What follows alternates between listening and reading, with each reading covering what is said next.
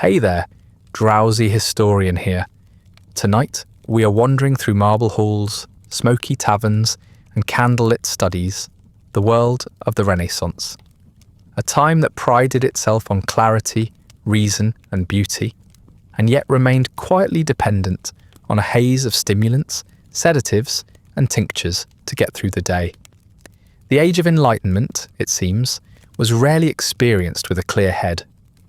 Before we raise a cup of spiced wine, chew a scrap of resin, or peer too closely at the apothecary's darker shelf, do me one small favour. Let me know where you're listening from and what time it is there. If you prefer these stories without ads, you can join the Patreon. It's linked in the description. And if you listen to these in bed, consider using a pair of wireless sleep earbuds for enhanced immersion. They're comfortable, discreet, and designed for side sleepers. I've linked my favourite pair in the description. Now, lie back, get comfortable. Let's begin. The Renaissance is remembered as an age of clarity. Across Europe, scholars translated Aristotle, architects revived proportion, and painters rendered the human body with astonishing precision. Cities such as Florence and Venice saw themselves as heirs to classical reason, their citizens convinced they lived in a world newly committed to order and brilliance. That is the story posterity prefers, a clean break from medieval obscurity, a movement defined by light. Yet this clarity was often filtered through a haze. Taverns poured wine because water was rarely trusted, apothecaries dispensed narcotic roots and resins, and churches themselves filled with incense thick enough to alter the senses. The pursuit of beauty and truth was accompanied more often than not by draughts and fumes that blurred the very perception of both. Rational thought and intoxication were not opposites, but companions, each sustaining the other in unexpected ways. This dependence on substances cut across every rank of society. The peasant dulled hunger with ale, the noble fortified himself with cordials, and the scholar debated philosophy with more than reason coursing through his veins. However exalted or humble one's station, there was always something to sip, chew, or inhale. If substances were everywhere in the Renaissance, none were as constant, familiar, or quietly indispensable as alcohol. In one form or another, it accompanied every meal, every bargain, every quarrel, and every prayer. The South drank wine, the North brewed beer. Children sipped weaker versions, the elderly relied on stronger ones, and the clergy held chalices aloft, while taverns slammed jugs on benches. To be alive between the 15th and 16th centuries was to be immersed in a world where fermentation was the baseline of existence, as much a part of the body's sustenance as bread or cheese. It was not indulgence, nor even a luxury, but a daily necessity, and one whose effects, whether fiery or soporific, shaped the rhythm of society. Wine held pride of place across the Mediterranean world. Grapes thrived in Italian valleys, in the Iberian sun, and along the southern coasts of France. In Florence or Venice, it was assumed that a person's day would include several cups, measured out according to circumstance and purse. Wine was not reserved for the privileged. It was considered safer than water and more nourishing than many foods. Even children drank small wines, diluted and weaker, thought to strengthen the constitution without overwhelming it. The adult palate, meanwhile, encountered wine in countless variations: dry, sharp, sweetened, spiced, or mulled. Quality varied dramatically. Some wines soured within weeks, their storage foiled by leaky casks or faulty seals, while others aged into treasures fit for princely banquets. Whatever the condition, wine was rarely discarded. If sour, it could be boiled with herbs, mixed with sugar, or cooked into sauces. To waste it would have been unthinkable. Because wine spoiled quickly, preservation and enhancement became arts in themselves. Spices brought from the Levant lent warmth and exotic prestige, their cost signalling wealth as much as taste.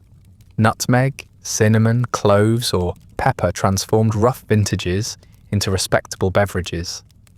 Honey-sweetened bitterness, sugar, arriving from distant colonies, created cordials so rich that they bordered on syrup. The medical profession lent its blessing. Wine was recommended for digestion, for childbirth recovery, even for warding off the plague.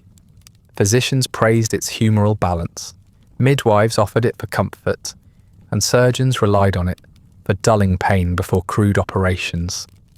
A patient about to lose a tooth was urged to drink deeply. The line between medicine and intoxication blurred into irrelevance, and beyond its bodily uses lay its spiritual one. For wine was also sacrament. At Mass it became the blood of Christ, lifted above the altar, in a ritual of shared intoxication sanctified by theology. In every sense, wine nourished, healed, and sanctified the Renaissance world. It also lubricated its intellectual life. Humanist scholars in Florence debated Aristotle and Cicero in sessions that owed as much to the tavern as to the library. Eloquence blossomed in proportion to the number of emptied cups. A dispute that might have remained coldly academic in daylight became a lively, sometimes quarrelsome performance after a few rounds of spiced wine. Painters and poets toasted their muses, merchants bargained with tongues loosened by mulled vintages. The Renaissance prided itself on clarity of thought, yet much of that clarity was produced, ironically enough, through the haze of intoxication. If Plato's dialogues seemed newly vivid, perhaps that was because their Renaissance admirers reenacted them after an evening of wine-soaked disputation. Travel northward, however, and the cup changed. Grapes fared poorly in colder climates, and the landscape was instead blanketed with barley, oats, and rye. These grains became bread for the table and beer for the jug. In England, the Low Countries, and the German states, beer and ale dominated every household. Like wine in the south, they were considered a safe alternative to water and thick with calories, consumed by every member of society from infancy onward. Beer was less a drink than a form of liquid bread, carrying the harvest of the fields into the bloodstream. Its universality was staggering. The monk received his ration at the cloister, the craftsman at the bench, the peasant at the plough. Children drank small beer, barely intoxicating but nourishing, while adults consumed stronger brews that dulled the pains of labour and fortified them for the next day. Brewing was primarily a domestic art. Women, the alewives, brewed in their kitchens, producing batch after batch to sustain their families, and when possible, to sell to neighbours. A brush of greenery above the door advertised fresh ale within, and customers trickled in with jugs. The work was demanding, requiring constant attention and quick consumption, for the ale soured rapidly. Success brought modest profit, but failure meant ruin, and competition was fierce.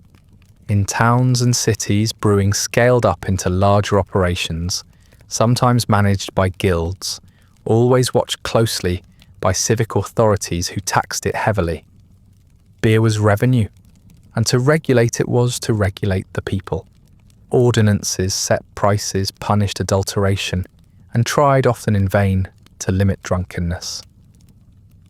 The tavern was the northern counterpart to the southern piazza, its benches filled with drinkers, its rafters smoky, its air thick with the sound of gossip and politics.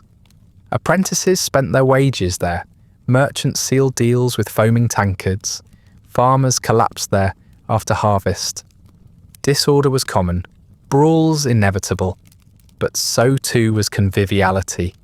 To abstain from beer was to remove oneself from society, and abstainers were regarded with suspicion.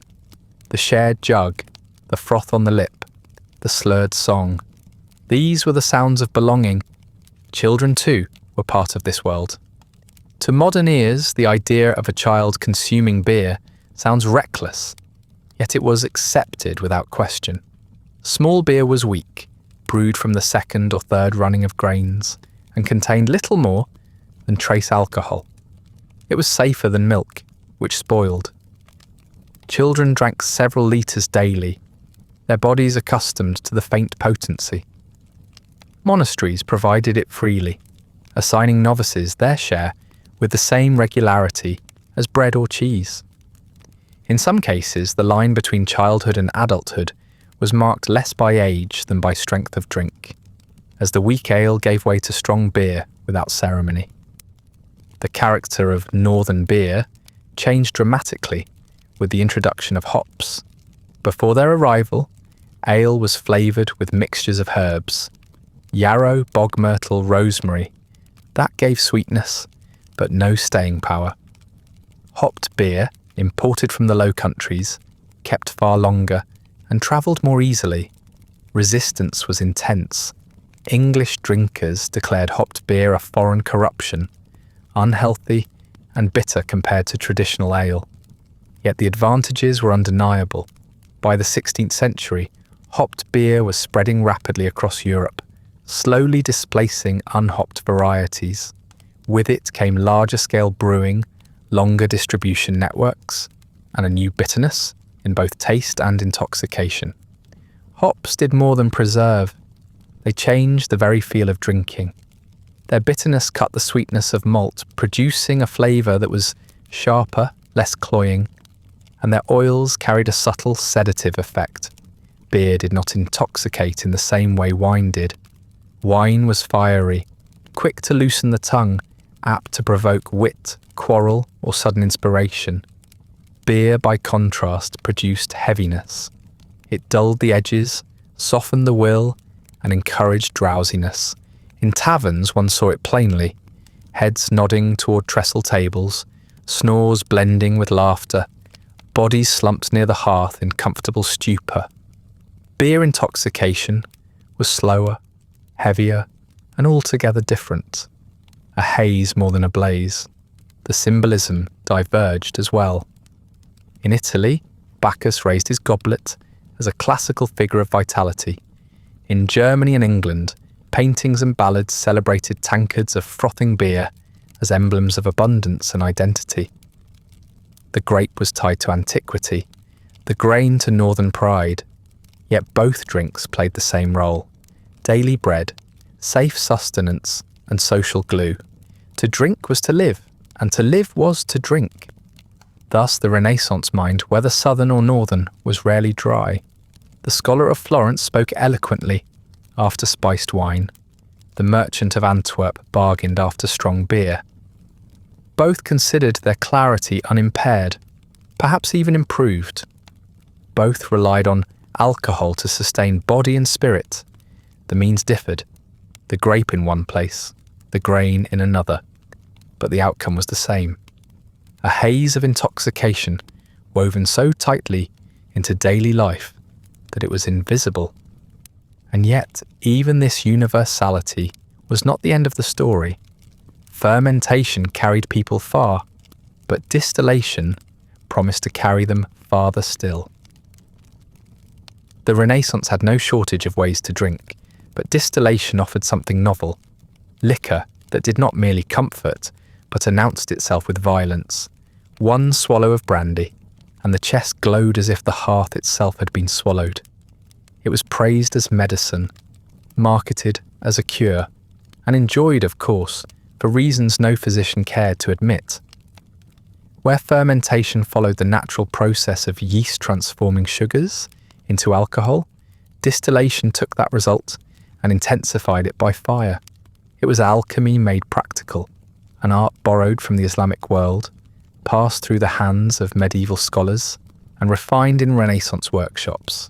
The promise was simple, but astonishing. By carefully heating fermented liquid, one could capture vapours and condense them into a stronger form, producing a drink that burned the throat, flushed the skin, and seemed to contain within it both cure and curse. At first, spirits were not marketed as pleasures, but as medicines. The Latin phrase aqua vitae, water of life, expressed its supposed miraculous qualities. To sip it was to cleanse the body, to strengthen the heart, to cheer the spirit, and to lengthen one's days. It was prescribed for fevers, for digestive troubles, for melancholy, and for the plague, which in practice meant it was prescribed for everything. Distilled liquor arrived in Europe already wrapped in medical legitimacy. Physicians wrote confidently of its benefits. Apothecaries stocked it in their shops, and households with ambition experimented with small stills to prepare their own. When something carried the endorsement of both scholar and healer, few questioned whether it might also serve other, more recreational purposes. The first common distilled drink in Renaissance Europe was brandy, literally burnt wine. Stronger than anything drawn directly from the cask, it carried the warmth of alcohol in concentrated form. Brandy could be stored longer than ordinary wine, transported more easily, and sold at higher prices. Its medicinal reputation only enhanced its prestige. A nobleman might present a visitor with a glass of brandy under the guise of health, while privately enjoying the glow that followed. In this sense, brandy was doubly intoxicating. It provided the physiological warmth of alcohol and the social reassurance of being a remedy rather than a vice. To drink brandy was not to confess weakness, but to demonstrate refinement. Other cordials followed, sweetened and spiced into elaborate concoctions. The addition of sugar, itself still a costly luxury in the 15th and 16th centuries, made them as much status symbol as medicine. Liquors infused with herbs, flowers, or exotic ingredients circulated among courts and noble households, their recipes guarded with secrecy. A cordial might be brewed with rosemary for memory, with anise for digestion, or with gold leaf for prestige. They were dispensed in small jewel-like glasses, to be sipped slowly, admired as much for their presentation as for their supposed effects. Physicians prescribed them for maladies real and imagined, while guests at banquets quickly discovered that a few doses made conversation easier and the hours shorter.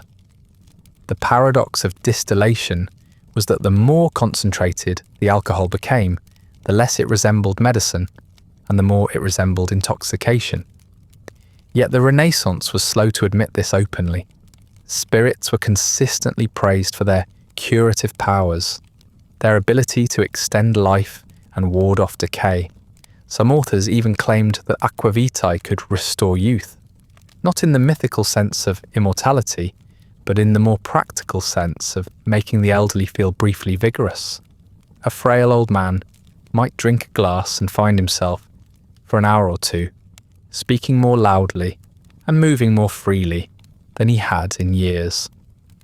If he collapsed afterward, this was attributed not to the drink but to the frailty of the body. Spirits could not be blamed for mortality. They were, after all, the water of life. Distillation also carried with it an aura of mystery, the apparatus itself. Copper stills, flasks, coils and condensers looked like the instruments of an alchemist, half scientific, half magical. Fire and water combined to produce a liquid, both dangerous and alluring. Observers noted how carefully one had to manage the heat, how easily the process could go wrong. To the layperson, the entire practice seemed a kind of conjuring. Perhaps that aura contributed to the sense that what emerged from the still was not merely a drink but an elixir. The flames that produced it gave it potency. The glass that captured it gave it purity. The very violence of its creation seemed to justify its reputation as something extraordinary. Yet the ordinary effects of distilled spirits were not extraordinary at all. They made people drunk, and drunk more quickly than wine or beer. One glass of brandy equaled several cups of weaker drink. The warmth spread faster, the laughter grew louder, and the staggering came sooner. What had been praised as a medicine was quietly adopted as a pleasure. By the late 15th century, taverns were already offering brandy not as prescription, but as pastime. Patrons who entered complaining of melancholy might leave laughing, their melancholy cured less by medicinal virtue than by intoxication itself. The line between physician and tavern keeper began to blur, for both offered the same liquid, only in different contexts and at different prices. Still, spirits maintained their dual identity. In courts and apothecaries, they were elixirs. In taverns and inns, they were indulgences. The same cordial that a physician prescribed for sleeplessness might be poured in a larger measure at a banquet. The difference lay not in the liquid, but in the intent of the drinker. If one claimed to drink for health, then excess could be overlooked. If one drank too openly for pleasure, criticism followed. This dance of justification was hardly unique to spirits. Wine and beer had long played similar roles, but the fiery strength of distilled alcohol made the tension sharper. People knew, even if they did not say it aloud, that what they drank for health was also something they enjoyed. Brandy and cordials also spread geographically. Italian apothecaries refined recipes, French merchants developed exports, and German towns built reputations on their stills. The trade in spirits grew alongside the trade in wine and beer, but with the added allure of novelty. To drink brandy was to participate in a new practice, one that seemed modern, learned, and cosmopolitan. Recipes crossed borders, stills appeared in monasteries as well as noble kitchens. Monks, with their knowledge of herbs, proved especially adept at producing herbal liqueurs that balanced bitterness with sweetness. These early monastic cordials became forerunners of drinks still produced centuries later. Whether as remedy or refreshment, distilled spirits began to carve out their place in European life. The experience of drinking spirits was undeniably different. Wine mellowed and beer dulled, but brandy burned. It struck the throat, filled the chest, and spread warmth to the fingertips. It was less a gentle haze than a sharp spark, a liquid fire that seemed to carry its origin in the flame of the still. For some, this made it invigorating, a welcome change from the heaviness of beer or the sourness of spoiled wine. For others, it was too strong, too harsh, too quick to overwhelm.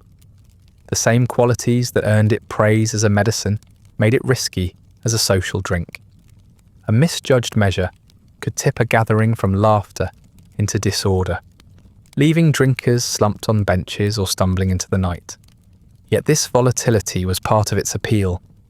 In a culture fascinated by transformation, the transmutation of metals, the rebirth of learning, the discovery of new worlds, spirits embodied the idea of change, captured in a glass. Grain or grape was transfigured by fire into something stronger, stranger, more potent than the sum of its parts. To drink aqua vitae was to participate, however briefly, in that alchemical wonder. One did not simply drink, one consumed the distilled essence of life itself. Or so people convinced themselves. By the close of the 16th century, spirits had secured their place alongside beer and wine, not as replacements but as companions. They offered variety, novelty, and potency. They could be praised from the pulpit of the physician and sold from the counter of the tavern. The same fiery liquid moved between contexts with ease, wearing the mask of cure in one setting and the mask of indulgence in another. The physician who prescribed it and the tavern keeper who poured it were often engaged in the same work, though one called it therapy and the other called it trade. And with that realization, the boundary between health and indulgence became hazy indeed, setting the stage for a world where medicine and intoxication were increasingly difficult to tell apart. The warmth of wine and the fire of spirits were familiar comforts, but for more serious ailments, people turned not to the tavern, but to the apothecary. His shop smelled of vinegar and smoke, sharp herbs and dried roots. Jars stood in neat ranks along the shelves, their Latin labels lending an air of certainty that did not always extend to their effects. Customers arrived with fevers, coughs or pains that ordinary drink could not touch, and left with powders or tinctures that might soothe, stupefy, or kill depending on the measure. The apothecary was no mere shopkeeper. He was a mediator between suffering and relief, between knowledge and guesswork, and his shelves were filled with substances that blurred the line between remedy and poison. Opium held pride of place among these remedies. Imported through trade with the Ottoman Empire, it arrived in sticky resinous cakes, dark and potent, a substance known since antiquity, but still regarded with awe. Renaissance physicians prescribed it with confidence, though seldom with precision. It calmed pain, quieted coughing, and induced sleep in patients who had known little rest. A drop in wine might settle a child's fitful night or ease the agony of an infection. To households accustomed to chronic discomfort, opium was close to miraculous, yet its generosity was double-edged. Relief could turn to stupor, stupor to silence, and silence to death if the line was crossed. The problem was that no one knew exactly where that line lay. Doses were not standardized. Strength varied by source, by preparation, and by the apothecary's hand. What one patient tolerated with ease might send another spiraling into collapse. Still, in a world with no morphine or aspirin, opium remained indispensable. Even more than its utility, opium carried an aura of strangeness. To those who had never seen it before, it seemed foreign, exotic, and faintly dangerous. It came from distant lands, wrapped in tales of Eastern luxury, and seemed to embody both sophistication and peril. A patient lulled into a dreamlike sleep might mutter strange words or describe visions on waking. Was this the drug's action on the body, or the gateway to another realm? The Renaissance, caught between faith and empiricism, left the question open. Whatever the explanation, people kept buying it. Pain demanded relief, and opium delivered. Not every potent substance came from afar. Some grew in European soil, their dangers rooted as firmly as their stems. Mandrake, perhaps the most famous, had been feared and coveted since antiquity. Its roots, when pulled from the ground, sometimes split into shapes resembling arms, legs, or torsos. Folklore insisted that it screamed when uprooted, a shriek so dreadful it could kill the hearer. Renaissance scholars, more sceptical, dismissed the tale, but the plant's reputation lingered. Apothecaries sold mandrake as a soporific and an anaesthetic. A small dose might bring restful sleep, or numb the senses enough to permit minor surgery. Surgeons valued it as one of the few tools available for easing pain before a blade touched flesh. But the danger was constant. A measure too large could stop the patient's breathing as surely as the surgeon's knife. Many households knew mandrake less as a cure than as a gamble, one in which the patient either found sleep or never woke again.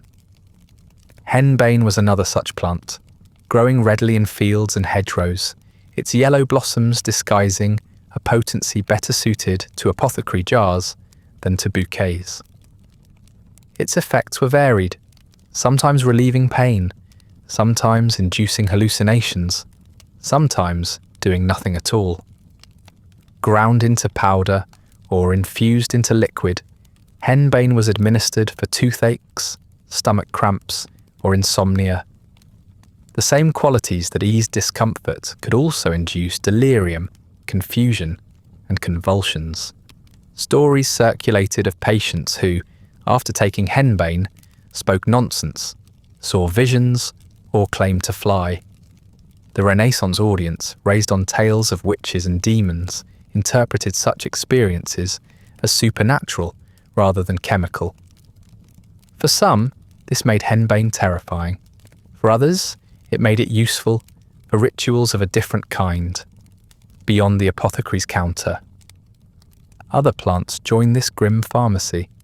Belladonna, or deadly nightshade, offered dilated pupils and flushed cheeks, qualities prized for beauty as well as feared for poison. Taken as a medicine, it eased muscle spasms and intestinal pain. Taken in excess, it brought convulsions, madness, or death.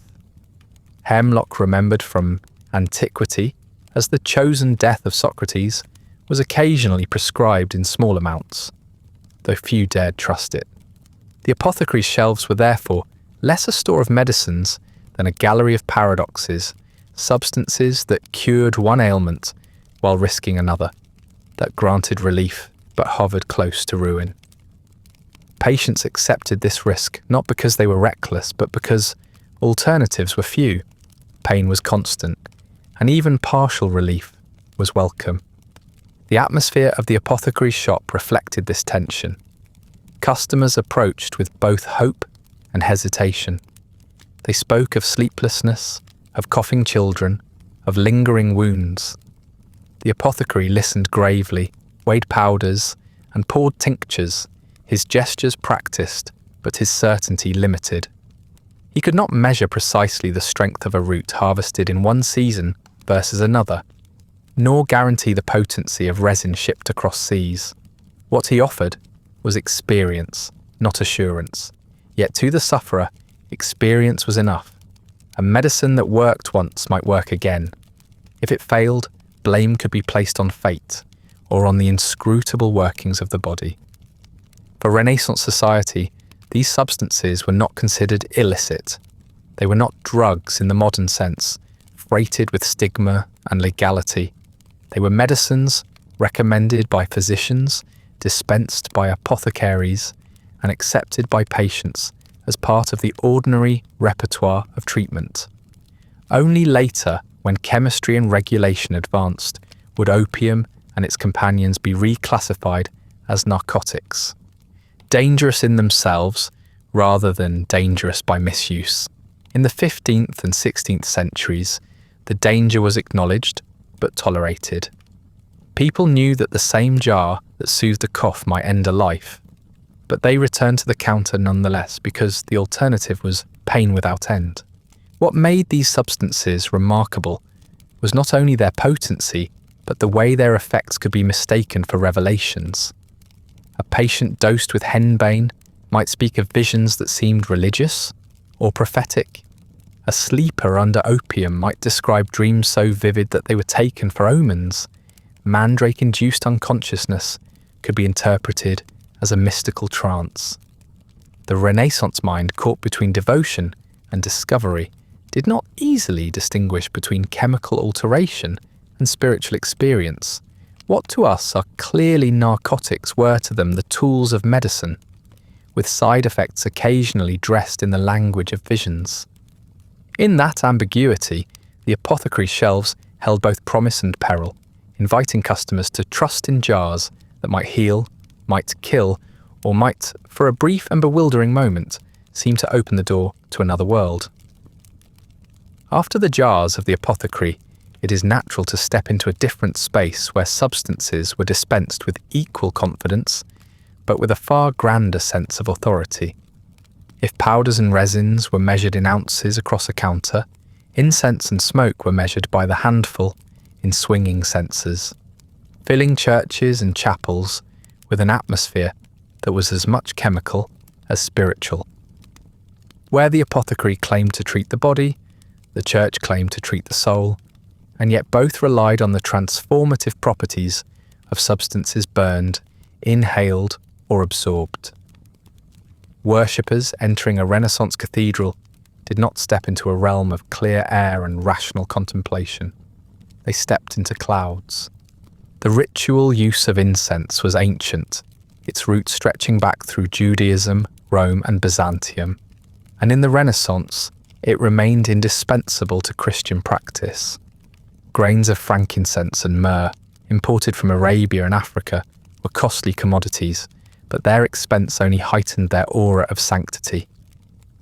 To burn incense before the altar was to declare the space set apart, holy, distinct from the profane world outside. The curling smoke was a visual metaphor for prayers rising heavenward, but it was also, quite literally, an atmospheric change. Worshippers did not merely imagine the divine presence, they breathed it in, The scent filled nostrils, clung to clothing, and blurred the boundaries between ritual symbol and sensory alteration. For those who attended Mass daily, this cloud was more than occasional pageantry. It was a steady presence in life. Cathedrals, monasteries, and parish churches were not built with modern ventilation in mind. The high vaults trapped haze, stone walls absorbed it, and wooden beams darkened over decades of smoke. Worshippers kneeling in the pews might find their eyes watering or their heads light after long exposure. Priests and choristers inhaled it as part of their daily work. The line between sacred atmosphere and narcotic effect was never drawn, largely because no one expected it to be. To feel heavy-limbed or drowsy during worship was not unusual. It could be interpreted as spiritual submission, not physiological reaction. The resins themselves carry genuine chemical properties. Frankincense contains compounds that can affect mood, relieving anxiety, and promoting calm.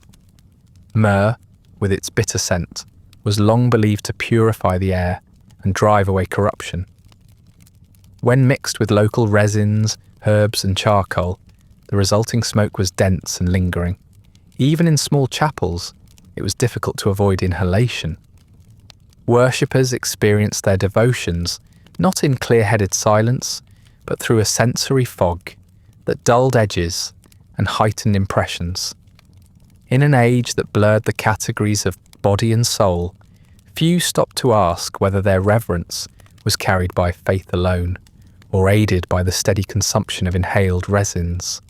For the laity, the sensory impact could be overwhelming.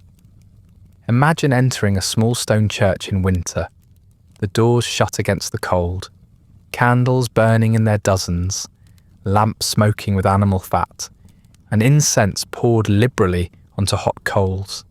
The air would hang thick with mingled scents, heat and haze. A peasant accustomed to the open fields might feel faint before the Mass even began. The steady chant of the liturgy, the drone of organ pipes, and the shimmering light through stained glass, all combined with the narcotic properties of the smoke to induce an altered state that felt sacred because it was inescapably different from ordinary life. Religion did not require subtleties when the body itself testified that something unusual was occurring. Clergy, of course, were not immune. The priest swinging the censer inhaled as deeply as the parishioner. Monks chanting the offices did so, through clouds produced in their own choir stalls. Daily repetition in such an environment was not neutral. It shaped the rhythm of life, slowing the body, dulling the senses, and reinforcing the solemnity of ritual. One can imagine a young novice struggling to stay alert during matins in the pre-dawn hours, eyelids heavy, not only from lack of sleep but from the smoke that surrounded him. What might look like devotion from a distance could just as easily be the side effects of inhaled resins. But in a society that read spiritual meaning into every bodily gesture, the overlap went unquestioned. Incense was not the only source of smoke in the sacred sphere. Candles of tallow and beeswax, oil lamps and braziers all contributed to an atmosphere closer to a hearth than to a modern sanctuary. Medieval and Renaissance churches were often dim, filled with particulate haze that caught the shafts of light from stained glass in visible beams. Modern restorations, scrubbed and ventilated, give little sense of this. To a Renaissance worshipper, the church was not a place of clean brightness, but of half-lit density, filled with shifting shadows and scented fog. To pray in such conditions was to encounter the divine, not through abstract contemplation, but through immersion in a physical environment that pressed itself onto every sense. The psychological effects of this immersion cannot be overstated. Worship in the Renaissance was performative and communal, less concerned with personal interpretation than with collective participation. The smoke thickened that experience, creating an atmosphere in which individuals lost themselves in the crowd and in the ritual, breathing the same air, scented and clouded, bound the congregation together. Whether they recognized it or not, they were united not only by faith, but by shared chemical exposure. Calmness, drowsiness, or even mild euphoria became communal experiences, interpreted as spiritual presence rather than biological response. Not everyone approved, of course. Reformers in the 16th century railed against what they saw as sensory excess. Incense was condemned by some Protestant critics as idolatrous, a pagan holdover that distracted from true worship. To their eyes, the haze was not holy, but deceptive, an artifice designed to manipulate emotion. Yet even these critics could not deny the power of the atmosphere it created. The very vehemence their denunciations testified to how deeply incense shaped religious experience. To dismiss it required acknowledging that it had real, tangible effects on body and mind. For Catholics who embraced it, incense became not only a symbol, but a necessity. Processions through city streets scattered smoke among crowds, turning civic space into sacred space. Funerals were steeped in its haze, the sweet, bitter scent of burning resin marking the passage from life to death. Feast days filled entire churches with rolling clouds that poured out through open doors. People might have left coughing, eyes stinging, but they also left convinced that they had touched something divine. The overlap of devotion and altered perception was never considered suspicious. It was simply how worship worked. Seen from a distance, this reliance on smoke mirrors the pattern of the apothecary's jars. Substances that soothed the body or produced visions in one context became substances that sanctified in another. Frankincense and myrrh, sold in small quantities as medicinal agents, were burned by the pound in churches. The difference was not in chemistry, but in interpretation. In the apothecary's shop, smoke relieved anxiety or cleared infection. In the church, it carried prayers heavenward. Both effects might have been genuine. Both altered the mind. Both reinforced the belief that substances could bridge the gap between earthly suffering and something beyond it. The Renaissance did not see a contradiction in this. To them, the material and the spiritual were entwined. Substances that changed perception were part of the natural order, given by God, and therefore suitable for use in worship. A congregation heavy-limbed from incense was not deceived but blessed, their very drowsiness interpreted as surrender before the divine. The haze was holy, not because it was immaterial, but because it was inescapably material, pressing itself onto lungs and senses until no separation remained between ritual and body. In the end, the smoke-filled sanctuary was less a backdrop than the main stage of worship. It was the medium through which the divine was encountered, as tangible as the stone beneath one's knees and the bread on the altar. To be present in such a space was to experience intoxication without needing to call it by that name. In an era where the apothecary's strongest remedies risked overdose, the church provided its own steady, safer supply, administered by priests instead of physicians. And in that atmosphere, the distinction between sacred devotion and sensory alteration became impossible to maintain. The sacred and the sensory were not separate categories but overlapping realities, joined in the smoke that filled every sanctuary and every pair of lungs within it. The Renaissance imagination may have been captivated by classical texts, but its daily life was enriched, and often altered, by commodities that arrived from far beyond Europe's borders. The Mediterranean was not a moat separating Christendom from the Islamic world, but a busy highway of goods and ideas. Alongside silks, spices, and precious stones came a less heralded cargo, intoxicants. What was burned in church, consumed in apothecaries, or whispered about in taverns, often began its life in the markets of Cairo, Damascus, or Constantinople.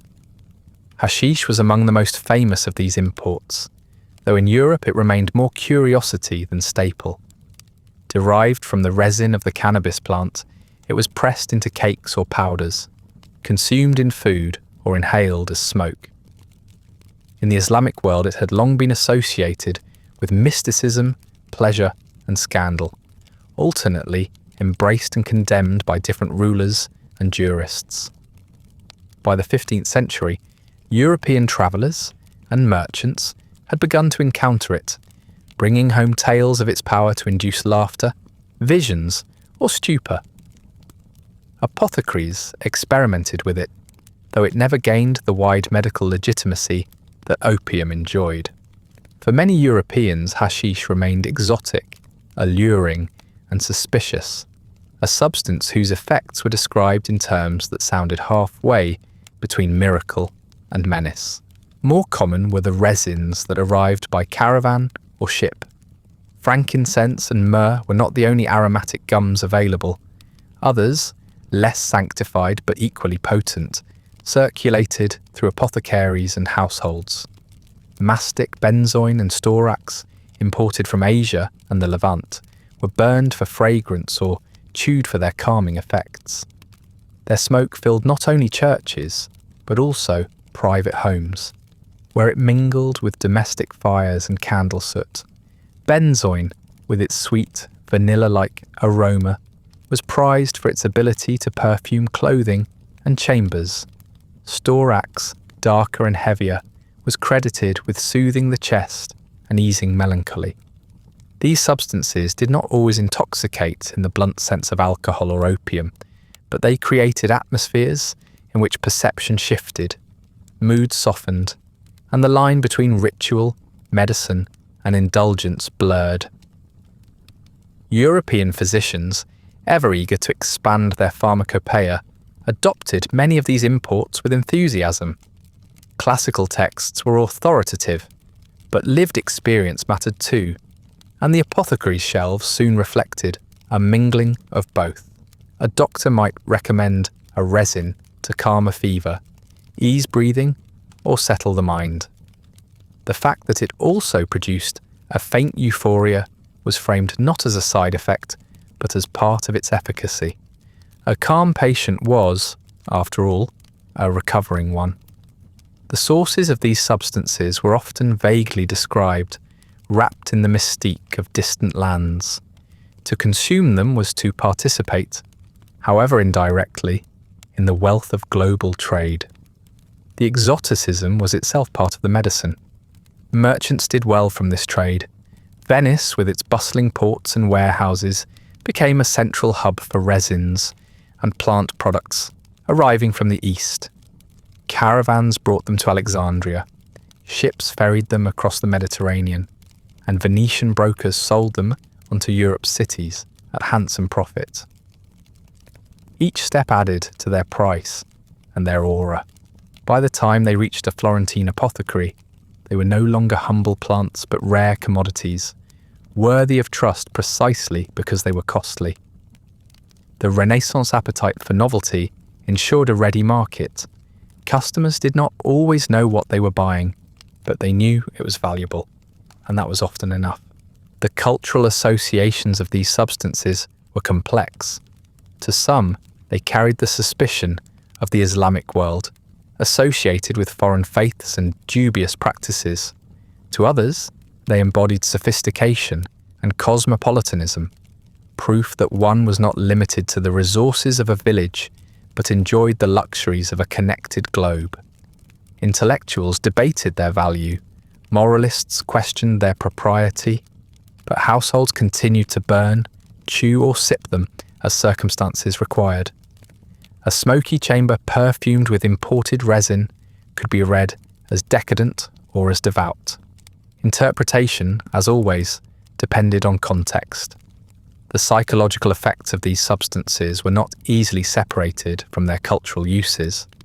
Hashish, though little adopted in mainstream European medicine, fascinated observers for its capacity to alter consciousness.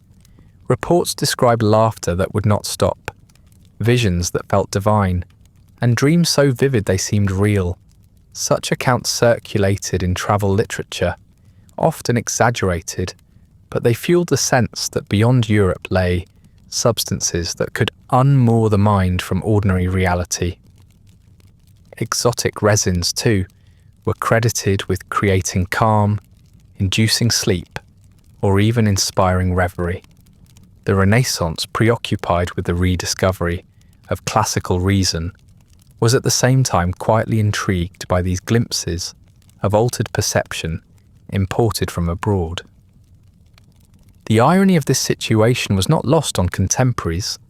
Scholars hunched over Aristotle's metaphysics might pause to sip a cordial infused with imported resin, their thoughts drifting under the influence even as they praised rational clarity. A merchant calculating his accounts by candlelight might chew mastic to ease his stomach, the resin's subtle calm sharpening his patience more than the figures on the page. Monks copying manuscripts inhaled benzoin smoke rising from the brazier, their devotion mingled with a chemical calm that made the long hours tolerable. Each scenario demonstrates the same contradiction. The age of reason was also an age of inhaled, chewed and smoked aids to endurance.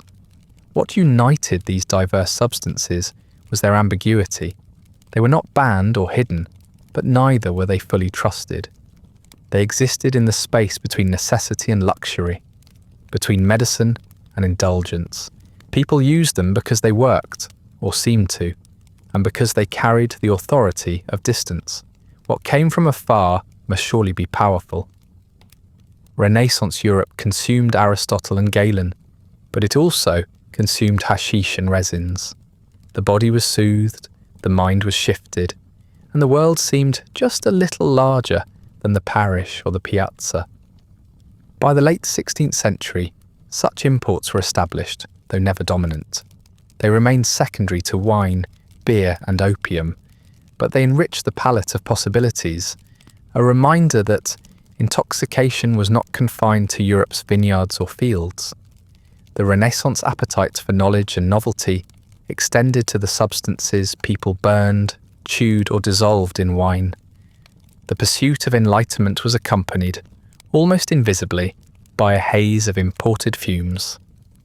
It is tempting to picture the scene, a scholar bent over his desk, a bust of Aristotle glowering from the shelf. The air sweetened with resin brought from Damascus, the mind wandering slightly as the candle gutters.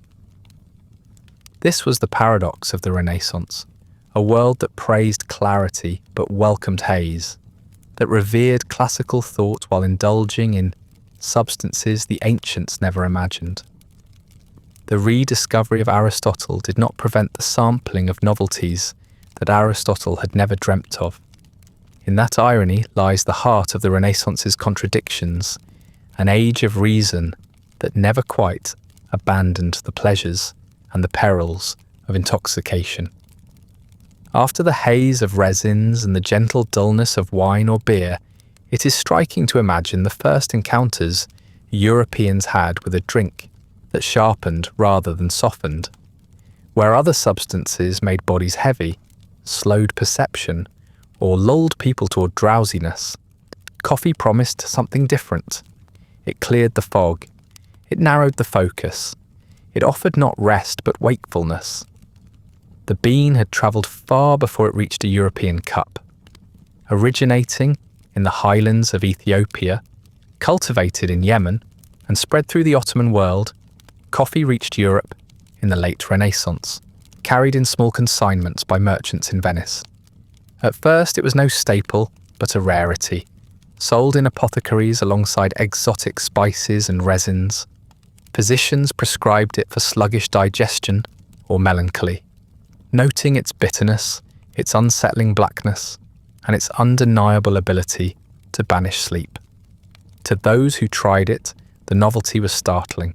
A world accustomed to the mellowing haze of alcohol found in coffee, a sudden jolt. Thoughts sharpened, eyes widened, nights lengthened. Some praised it as providential, a gift for scholars bent over their manuscripts, for merchants tallying accounts, for soldiers on weary watch. Others called it unnatural, a disruption of the rhythm of waking and sleeping ordained by God. Suspicion clung to its foreign origins as much as to its effects, yet curiosity prevailed. In truth, coffee remained rare through the Renaissance, confined to apothecaries, elite households, and the occasional scholar's desk. The bustling coffee houses that would one day define the drink belonged to the 17th century, just beyond the Renaissance's horizon. But even in its early tentative form, coffee carried a new kind of intoxication. Not the heaviness of wine, not the stupor of beer, not the haze of incense, but a clarity so sharp it could be as disorienting as any dream. The Renaissance had celebrated reason, yet here was a substance that seemed to deliver it in liquid form. That it arrived only at the very end of the age was a fitting irony. Europe, long content with haze, now tasted wakefulness, and discovered that clarity could be just as unsettling as intoxication. Tobacco's appearance was part of what historians call the Columbian Exchange, the vast transfer of plants, animals, and diseases between the old and new worlds after 1492. Alongside potatoes, maize, and cacao came a leafy plant whose smoke had long been familiar to the peoples of the Americas. When European sailors returned with tales of this strange habit, men inhaling clouds through rolled leaves or hollow tubes, exhaling them again in plumes that seemed half magical, half absurd. Curiosity was inevitable. It was not long before tobacco crossed the Atlantic in quantity, and with it came a new form of intoxication that Europe would embrace with startling enthusiasm. At first, tobacco was framed not as amusement, but as medicine. Early accounts described it as a panacea, capable of curing coughs, easing digestion, and warding off plague. The Spanish and Portuguese, who encountered its use in the Caribbean and South America, noted that indigenous peoples smoked it for ritual as well as pleasure, and they interpreted this through the lens they already knew. If a plant produced altered states, it must have medicinal value. Apothecaries soon stocked it in leaf and powder form, offering it as a treatment for ailments, real and imagined. Physicians praised it with characteristic confidence, prescribing it for headaches, toothaches, and melancholy. In some cases, it was even recommended for lung complaints. A cruel irony in retrospect, though a logical leap for a culture that associated smoke with purification. The act of smoking itself fascinated and unsettled Europeans in equal measure. Pipes fashioned from clay became the most common instruments, their bowls small, their stems long and fragile. To draw tobacco smoke into the lungs was a new experience, unlike the incense of the church or the fumes of a tavern hearth. The first sensation was heat and bitterness, followed by lightheadedness, a racing heart, and often nausea. Yet for many these discomforts gave way to calm, even pleasure. The ritual of lighting the pipe, of drawing steadily, of exhaling clouds into the air became part of the appeal. What looked strange at first quickly became familiar, and then fashionable. Nobles adopted it as a sign of sophistication. Labourers adopted it as a cheap comfort. Within decades of its arrival, smoking was no longer exotic, it was ordinary. Snuff offered another avenue of consumption. Finely ground tobacco leaf, often mixed with aromatic herbs, could be inhaled through the nose. The sharp sting brought watering eyes, a sudden rush of alertness, and a brief sense of exhilaration. Snuff boxes, small and ornate, became accessories of status. To offer a pinch was a gesture of politeness. To decline could be taken as aloofness. Among the elite, snuff-taking grew into a ritual, as elaborate as wine drinking, with its own etiquette and fashions. Among the less wealthy, it remained a simpler habit, but no less addictive.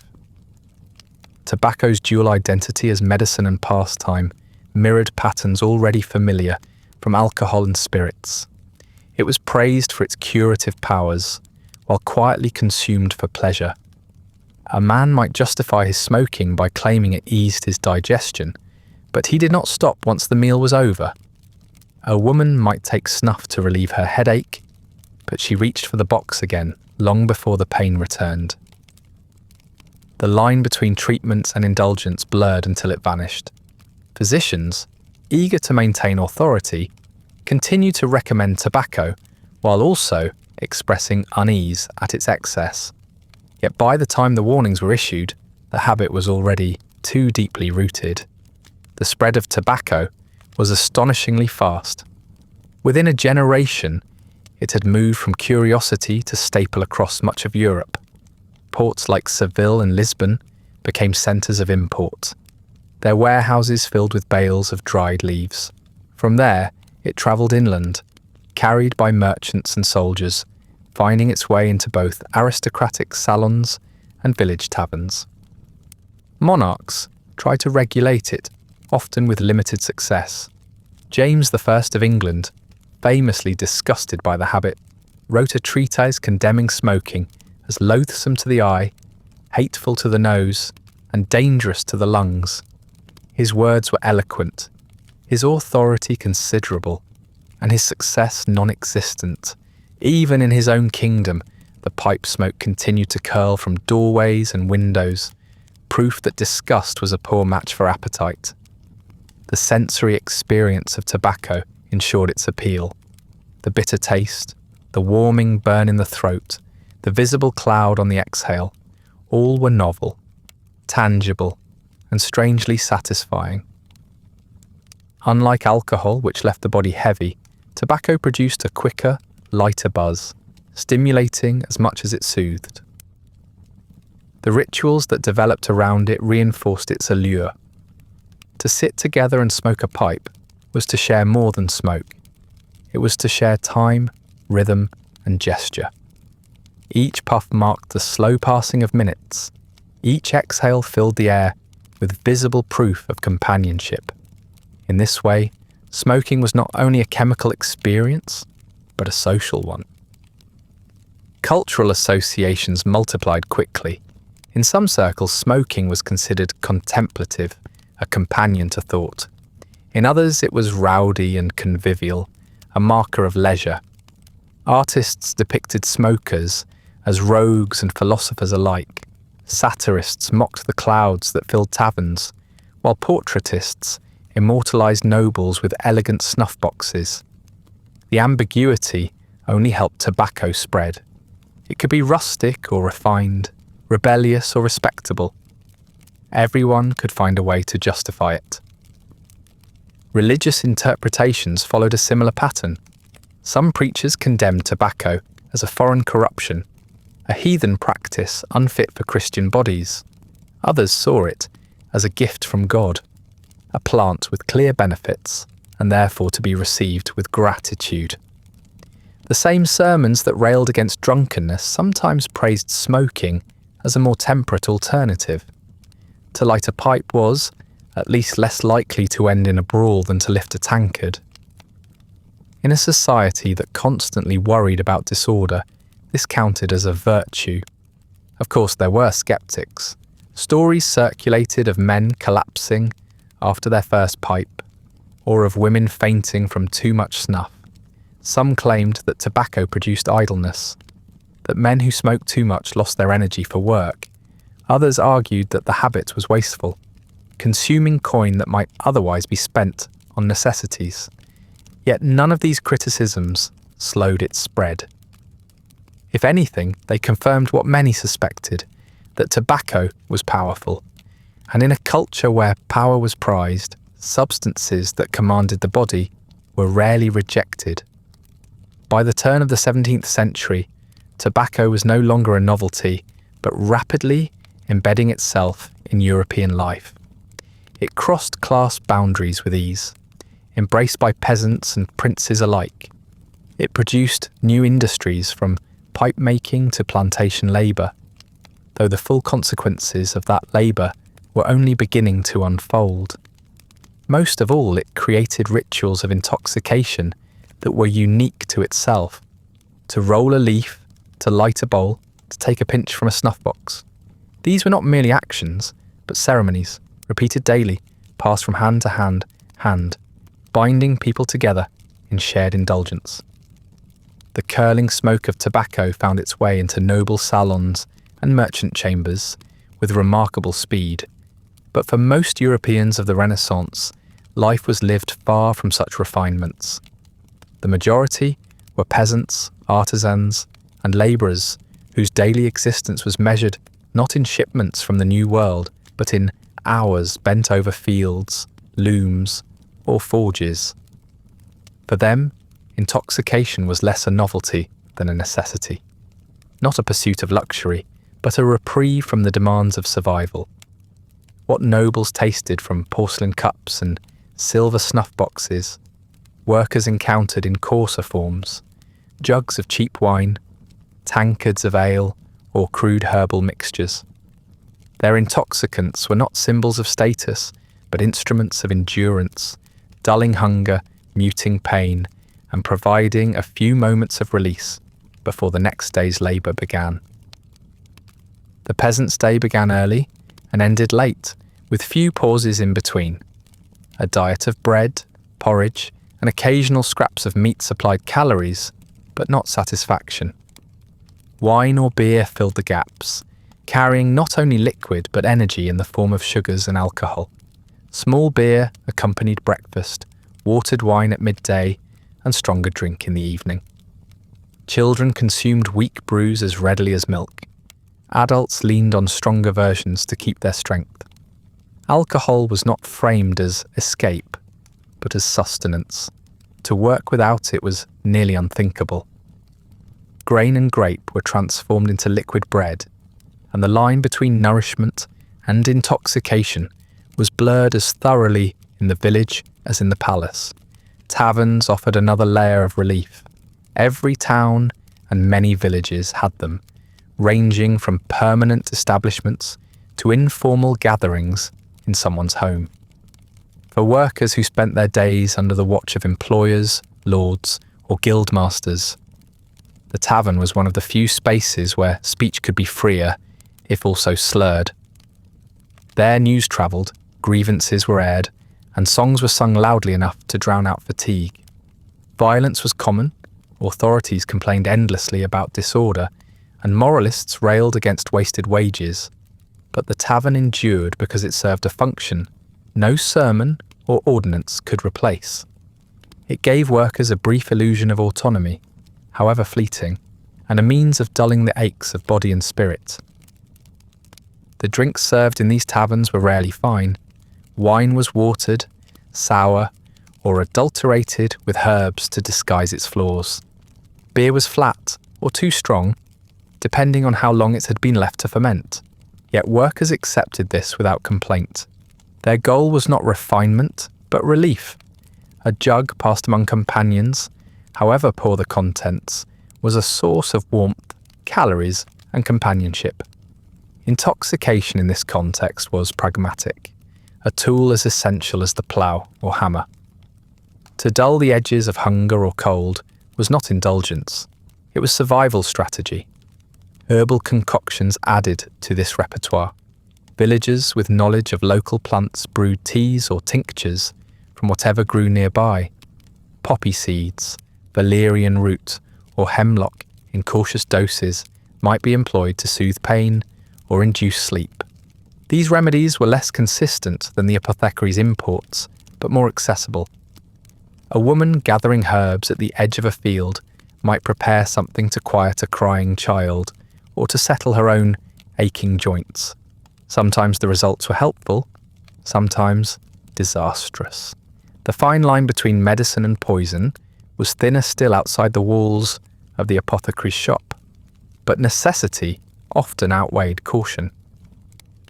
Seasonal rhythms shaped the use of these substances.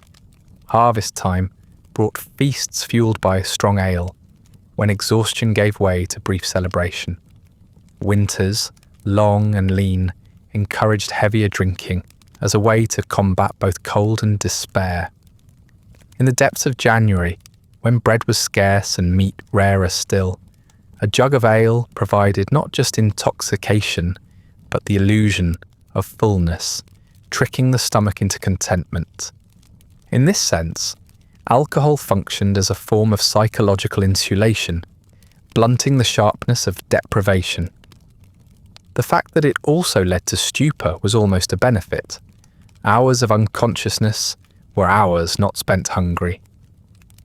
For artisans in towns and cities, the pattern was similar. The weaver hunched at his loom, the blacksmith at his forge, the mason at his stone. All looked to drink at the end of the day as a way of steadying nerves and relaxing muscles. Guilds regulated work and pay, but they could not regulate exhaustion. Ale houses clustered near workshops and docks, offering cheap pints to men who had little else to spend. Here, intoxication was communal, not solitary. One man's laughter encouraged another's, and soon an entire room might be swaying together, united by fatigue, alcohol, and the momentary relief of forgetting tomorrow's demands. Women too participated, though their drinking was often less visible in records written by men. Housewives brewed ale for family use, often consuming it themselves. Market sellers fortified themselves with a sip before standing all day at stalls. Washerwomen drank for warmth against the cold rivers where they worked, their hands raw from icy water. Intoxication was not the sole domain of men. It was a shared tool for endurance. The difference lay more in the setting: public tavern for men, private kitchen for women, than in the substance itself. Authorities worried about the consequences. Drunkenness was condemned as moral weakness, tavern fights as threats to order, wasted wages as evidence of sin. Yet punishments and fines did little to change behaviour. Workers continued to drink because the alternatives were few. The same authorities who condemned taverns also paid soldiers in drink rations and provided labourers with ale as part of wages. The hypocrisy was evident, but it went largely unremarked. In practice, societies that feared disorder also relied on intoxication to keep their workers docile, content enough to return to labour each morning. The physical consequences of such reliance were evident but accepted. Liver complaints, trembling hands, and shortened lives were the price of survival, not the result of hedonism. Few peasants expected longevity. What they expected was to endure each day, and if intoxication helped, it was welcomed. In this context, to speak of addiction or abuse in modern terms is to misunderstand. A labourer who drank himself into stupor was not indulging a vice, but employing a crude anaesthetic against hunger, cold, and despair. His body bore the cost, but his spirit survived the week. It is tempting to imagine that Renaissance intoxication belonged only to scholars debating Aristotle over spiced wine, or nobles sniffing at ornate boxes of snuff. But for the vast majority, it was lived more humbly. It was the woman sipping ale while mending clothes by candlelight, the shepherd sharing a jug with companions on a cold hillside, the mason collapsing on a tavern bench after 12 hours with the hammer. Their intoxication carried no glamour, but it carried necessity. It was not luxury, but survival. In the end, what united these workers was not the pursuit of pleasure, but the pursuit of relief. Their drinks and concoctions were not means of escape into visions or wit, but into quietude, into rest earned at the end of relentless toil. The haze they entered each evening was not indulgent, but pragmatic, a way of dulling the sharpness of existence long enough to endure the next dawn. For peasants, artisans, and labourers, intoxication was not a symbol of sophistication, but a blunt necessity, a practical oblivion at the end of each day. The tavern bench and the ploughfield were not the only places where intoxication played its part. If peasants and artisans sought relief from exhaustion, scholars and intellectuals sought something different. stimulation, endurance, and the elusive clarity that might push a thought beyond the ordinary. The Renaissance imagined itself as an age of recovery and discovery, a time when forgotten texts resurfaced, when astronomy remapped the heavens, and when philosophy once more walked confidently among men. Yet much of this brilliance was cultivated not in sober silence, but at desks where cups, flasks, and files stood as companions to manuscripts. The scholar hunched over parchment by candlelight was as dependent on substances as the mason at his tavern bench, though the justification was loftier. Wine remained the scholar's most constant ally. It loosened the tongue in disputation and kept the body comfortable through long evenings of reading. But for men who claimed to devote themselves to reason, wine carried a paradox. Its effects were obvious, yet its use was rationalized as necessary to the intellectual process. A dry throat could not speak eloquently. A weary mind could not argue vigorously. Wine was not indulgence, but fuel. The fact that one more cup than intended often led from eloquence to rambling was treated not as hypocrisy, but as an occupational hazard. To study late was to drink, and to drink was to risk blurring the very clarity one sought. Yet for all the complaints, few scholars gave up the habit. Coffee, when it arrived through Ottoman channels, remained scarce but intriguing. To the few scholars who tasted it, the drink seemed almost providential. It banished sleep, sharpened focus, and extended the hours of work well past midnight. At first it was treated as medicine, a corrective for lethargy or melancholy, dispensed in apothecaries or sampled in wealthy households.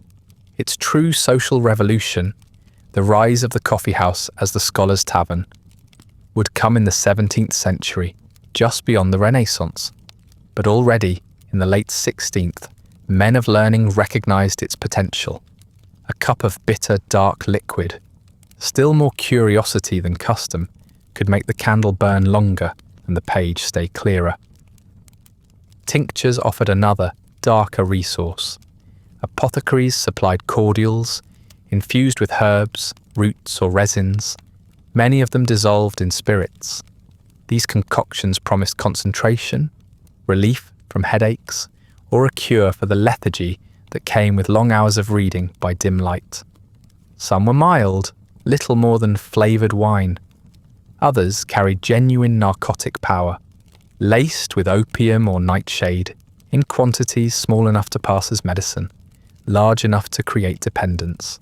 A scholar might begin by taking a few drops to ease fatigue, only to find himself relying on the bottle each evening. The visions described in their notes, sudden insights, vivid dreams, or strange revelations were often the byproducts of intoxication as much as inspiration. Renaissance science advanced, but it advanced through minds blurred as often as they were sharpened. The solitary nature of study lent itself to these indulgences. Alone at a desk, a scholar could justify a glass of wine or a dose of tincture without the judgment of peers. The candle burned low, the pages piled high, and the mind, wearied by Latin declensions or astronomical tables, reached for aid. Some described their nights as battles against sleep, one only with the help of stimulants or sedatives. Others embraced the haze, allowing thoughts to drift into associations they would never have reached in daylight. The Renaissance prized the sudden flash of insight, the moment when connections appeared as if by divine gift. Yet behind many of those moments lay substances that loosened, distorted, or intensified perception. The communal side of scholarship was equally steeped in intoxication. Universities were notorious for their drinking traditions, and debates often doubled as drinking contests. Professors lamented the excesses of their students while quietly sharing bottles with colleagues. Disputations that began with careful logic frequently ended in raucous laughter or angry quarrels. The line between academic debate and tavern brawl was thinner than posterity might prefer to imagine. Wine was the lubricant of intellectual exchange, tinctures its dangerous experiment, and coffee, still rare, a glimpse of sharper debates to come. Together, they shaped the rhythm of study, the content of debate, and the tone of discovery. Even the great achievements of the age were not immune. Astronomers mapping the heavens, physicians dissecting the body, and philologists restoring classical texts all worked under conditions where substances played their role. Anatomists, working in chilly chambers with the stench of cadavers, relied on cordials to steady their nerves. Humanists, editing texts late into the night, trusted wine to ease their eyes and tinctures to calm their headaches. The Renaissance celebrated reason, but reason was rarely sustained without chemical assistance. Critics noticed the irony. Moralists warned that drink clouded thought, that stimulants corrupted natural rhythms, and that true understanding required sobriety. Their complaints were often well-founded, but rarely effective. For every scholar who swore off wine, another defended it as indispensable to eloquence. For every whisper that tinctures led to delirium, another testimony claimed they unlocked insight. The intellectual class, like the labouring one, embraced intoxication not out of ignorance, but because it seemed necessary. If survival demanded relief for workers, discovery demanded stimulation for thinkers. The effects were not always beneficial. Records describe scholars who became dependent on their cordials, unable to work without them, their health deteriorating even as their reputations grew. Others wrote of dreams so vivid after doses of narcotics that they mistook them for revelations. Some produced work celebrated in their time, but later dismissed as incoherent or fanciful. The fine line between inspiration and delirium was crossed often and not always noticed, yet the culture of the age forgave much. A brilliant thought, however produced, was worth the risk. If a tincture led to one genuine discovery among many delusions, it was tolerated. The scholar's desk, then, was as much a site of intoxication as the tavern table. The substances differed, the goal shifted, but the reliance remained. Workers dulled their pain, scholars sharpened their thoughts. Both reached for what was available, and both paid the price in health, dependency, or confusion. What distinguished the intellectual class was not abstinence but interpretation. A peasant's stupor was condemned as drunkenness, a scholar's haze was praised as contemplation. Yet the chemical processes were not so different, nor were the risks.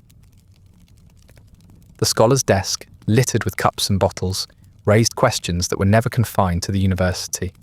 All across Renaissance Europe, voices rose to condemn, defend, or reinterpret the substances people consumed.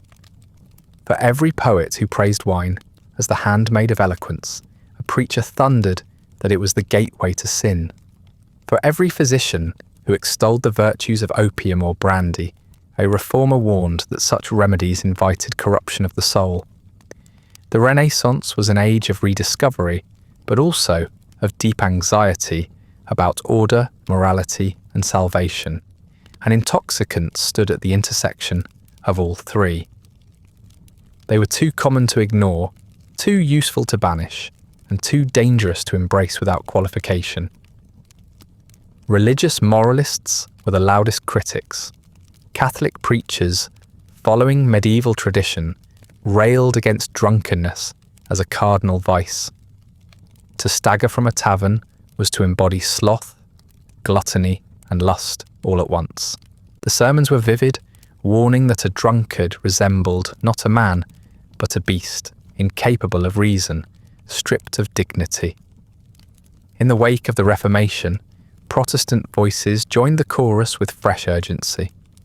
Reformers eager to strip worship of what they saw as superstitious excess, denounced not only drunkenness, but also the incense, cordials, and stimulants that blurred spiritual clarity. To them, substances that dulled or distorted the senses were not aids to devotion, but obstacles to true communion with God. In both Catholic and Protestant pulpits, intoxication was depicted as a threat, not just to health, but to the immortal soul. Yet alongside condemnation came awkward recognition of necessity. Priests and ministers could hardly ignore the chalice of wine raised at Mass or Communion. They could not dismiss outright the opiates prescribed to ease agony, or the cordials given to the sick. Even the harshest moralists understood that to forbid entirely was impossible. Instead, they drew lines between moderation and excess, between medicine and indulgence, between ritual and corruption. But the lines wavered. One preacher might permit a cup of wine for health, while condemning a second cup as sin. Another might tolerate opium for pain, but not for sleep. Ambiguity clung to the subject, and the faithful were left to navigate shifting rules with little more than conscience and circumstance to guide them. Medical authorities added their own voices, and their debates were no less contradictory. Physicians praised alcohol, opium, and resins for their therapeutic effects, often in extravagant terms. Wine, they declared, was the most balanced of drinks, suited to the humours of man. Coffee cleared melancholy, tobacco purged the lungs, and brandy fortified the heart. But in the same treatises, one finds warnings about excess, about bodies weakened by overindulgence, about the dangers of dependency. What was a cure in one chapter became a poison in the next. The tension reflected the reality of practice. Physicians could not do without these substances, yet they could not control their consequences. Their learned writings mirrored the contradictions lived out in taverns, churches, and homes. Secular authorities were equally divided. City councils passed ordinances to regulate taverns, to limit drinking hours, to punish disorderly conduct. Monarchs issued edicts against tobacco, only to watch demand increase. Fines were levied on drunken apprentices, while soldiers were paid in alcohol rations as part of their wages. The law condemned the very behaviour it facilitated. Rulers alternated between fearing intoxication as a source of unrest and relying on it as a means of social control. A population slightly dulled by drink was often easier to govern than one kept fully sharp. The contradiction was not lost on subjects, but it was tolerated because it seemed inescapable. Moral debates extended beyond the pulpit and the law court into literature and art. Satirists mocked the drunkard, portraying him with nose red and belly swollen, a spectacle of foolishness. Painters depicted tavern scenes filled with boisterous laughter and inevitable brawls, moralising in brushstrokes as much as in sermons. Yet the same cultures that mocked excess also celebrated conviviality. Songs praised the joys of wine, plays revelled in scenes of intoxication, and poets cast drink as the muse of inspiration. Audiences laughed at the drunkard even as they raised their own cups. The hypocrisy was less a failing than a feature. People seemed to accept that intoxication was at once ridiculous and irresistible. Even the substances themselves were subject to moral confusion. Was tobacco a divine gift delivered from the New World to fortify bodies against illness? Or was it a corruption, a heathen practice that weakened lungs and morals alike? Was coffee a stimulant of clarity, a tool for learning and piety? Or was it a dangerous novelty that disrupted sleep and inflamed the imagination? Every new substance invited praise and suspicion in equal measure. The arguments rarely reached resolution. They settled instead into uneasy coexistence, with people consuming freely while critics wrote furiously. The social distinctions layered onto these debates made them sharper. What nobles consumed as refinement, peasants consumed as vice. A scholar sipping a cordial laced with opium was praised for devotion to study. A labourer drinking himself into stupor was condemned for sloth. The substance was the same, but its meaning shifted with class, context, and justification. Renaissance society was acutely aware of status, and intoxication became one more field in which hierarchy asserted itself. What was indulgence for the poor was sophistication for the elite. The hypocrisy was visible, but it was rarely challenged. This tension also appeared in religious practice. Incense was sacred when rising from the altar, suspect when burned in private homes. Wine was sacramental in the chalice, sinful in the tavern. Opiates were divine mercy at a sickbed, damnable weakness when taken for sleep. The same chemical compounds changed moral status depending on who consumed them, where, and for what purpose.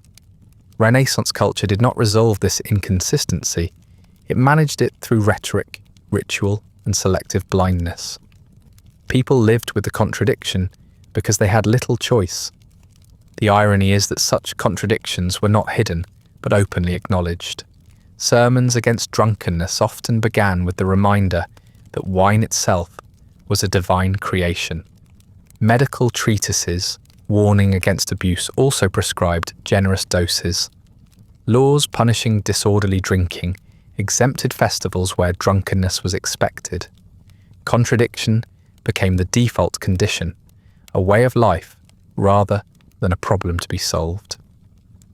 Renaissance society was too dependent on intoxicants to abandon them, too anxious about morality to embrace them without question, and too pragmatic to let the tension interfere with daily life.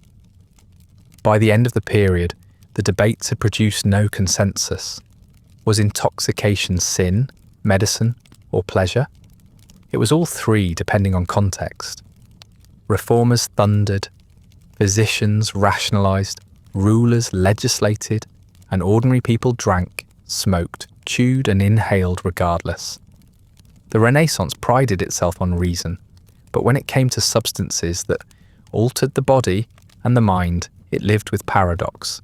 No doctrine or decree resolved the matter.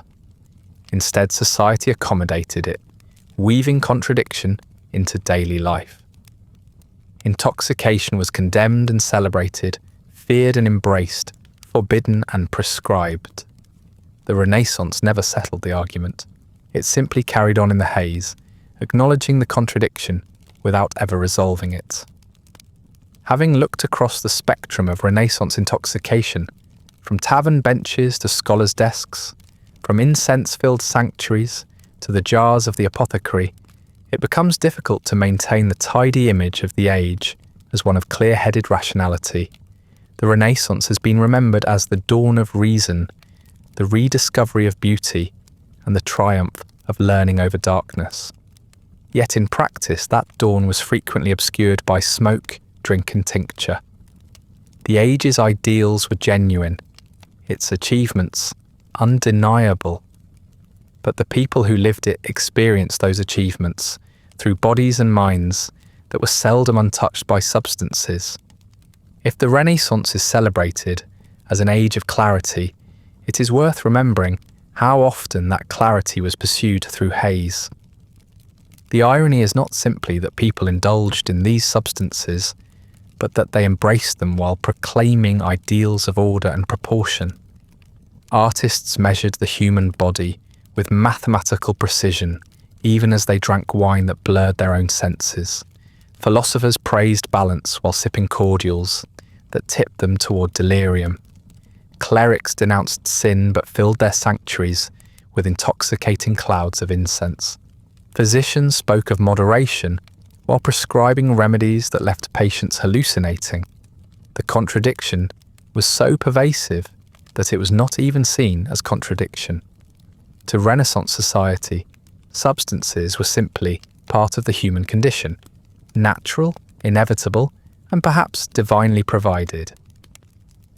Universality lies at the heart of this story.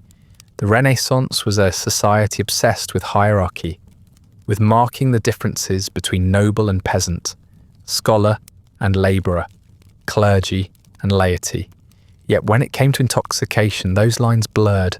Everyone, regardless of station, sought something to shift their perception, to dull pain, to sharpen thought, or to create a momentary escape. The means differed, but the impulse was shared.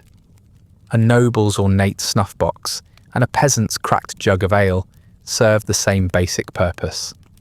A monk's censer and a soldier's pipe both filled the lungs with smoke that changed the mind.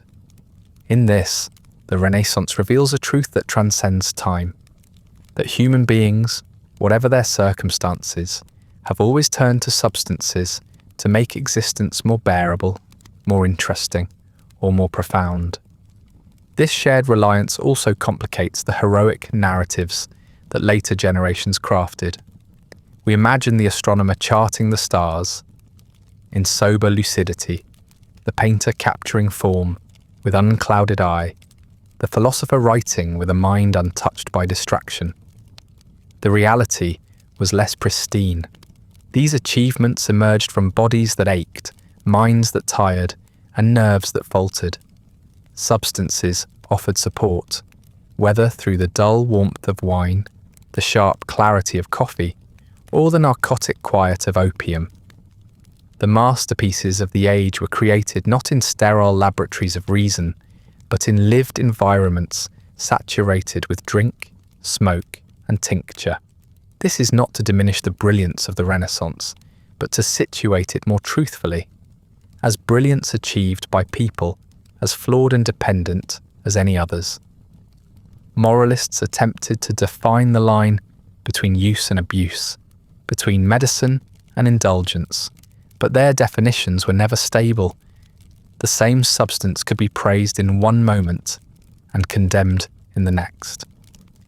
Context was everything, and context shifted constantly. What looked like vice in the tavern became virtue in the church. What was indulgence for the poor was sophistication for the elite. Renaissance society lived with this contradiction, not by resolving it, but by accommodating it. People simply accepted that substances were dangerous and necessary, sinful and medicinal, indulgent and indispensable. The ambiguity was never settled, only managed. Looking back, it is tempting to separate the intellectual from the intoxicant, to praise the one and condemn the other. Yet the Renaissance did not experience them separately. For those who lived through it, the act of seeking knowledge, of making art, of enduring toil, and of practicing devotion was entwined with the substances that shaped body and mind. Intoxication was not a distraction from Renaissance life, but one of its textures. The haze was part of the atmosphere, as essential as the architecture of a piazza or the rhythm of a hymn. To remove it from the story is to misrepresent the experience of the age. There is also a more universal lesson in this. Across history, people have always sought ways to alter consciousness, whether through fermented drink, narcotic root, perfume smoke, or bitter bean. The human desire to escape, elevate, or endure is constant. The Renaissance illustrates this not because it was unusual, but because it was typical. The age's reputation for reason only makes the pattern more visible. Even in a culture that celebrated clarity, people did not live without haze. They did not want to. They wanted relief from pain, stimulation for thought, or comfort in ritual. They wanted, in other words, to be more than simply themselves for a time. In this light, the Renaissance appears less like an exception and more like a mirror. We praise its achievements because they resonate with ideals we still hold: beauty, reason, and progress. But the means by which people endured their lives are equally familiar. To imagine a scholar with a cup of wine beside his manuscripts, or a peasant with ale after the fields, or a monk heavy-limbed from incense, is not to imagine strangeness, but continuity. The forms have changed, the substances multiplied, but the impulse remains. The Renaissance, like every age, was lived through both thought and intoxication, reason and haze. And that brings us to the end of tonight's story.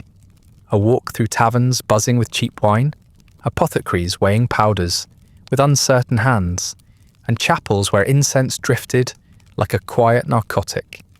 Feel free to like, subscribe, or leave a comment with another forgotten corner of history you'd like explored next. If you'd like early access to more of these quiet descents into forgotten history, ad-free audio of the episodes, or just want to support the show, there's a link to the Patreon in the description. If you're listening on a podcast app, a rating or review helps more people find their way to these stories. And special thanks to the supporters who make this show possible, including our chroniclers Andrew S. and Rich Davis. Sleep well,